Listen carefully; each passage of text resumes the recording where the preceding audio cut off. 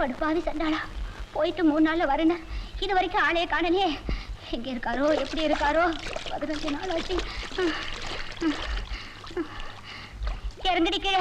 இது வேற வச்சுக்கிட்டு நான் இந்த ஊர்ல எப்படி பழைக்க போறேனோ தெரியலையே. ஆண்டவா.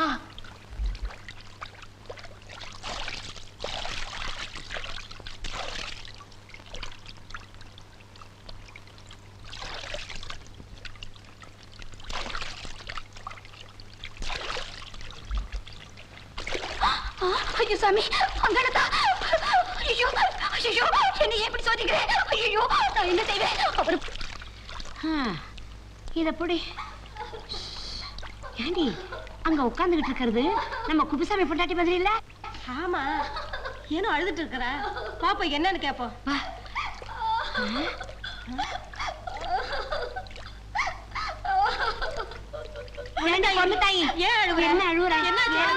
சொல்லுமா, என்ன ஆச்சு உனக்கு? சொல்லு.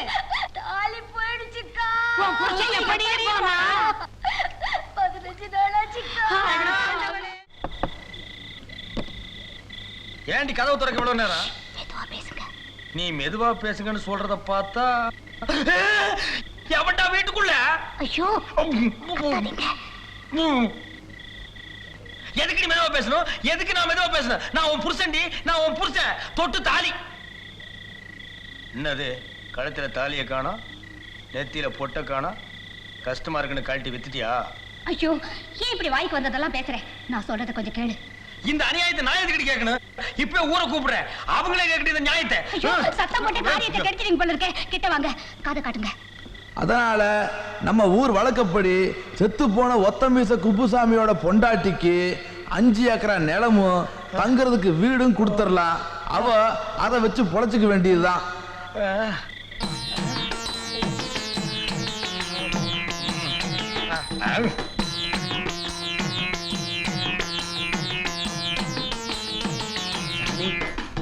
ஜெய் ஆக்க சொல்லு சுருவரப்பாய். சாமி எங்க இருந்து வர்றீங்க? ஐஸ் வெள்ளியங்கிரி மலையில இருந்து. சாமி அங்க என்ன செஞ்சுக்கிட்டு இருந்தீங்க? நின்னு தாடி வளர்த்துக்கிட்டு இருந்தேன். உனக்கு வேண்டியதை மட்டும் கேளு. சாமி ஐஸ் வெள்ளியங்கிரி மலை என்ன? அது இமயமலை மாறீங்களா? நீ சொல்றது சாதாரண ஐஸ் மலை, நான் இருந்தது சேமியா ஐஸ் மலை. கலர் கலரா இருக்குமே அதான்.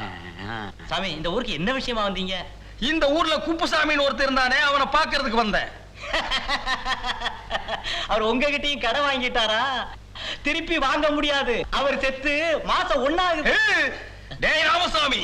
சாமி என் பேரு உங்களுக்கு எப்படி தெரியும்? ஆக்க சொல்லு சுருவரப்பாய்.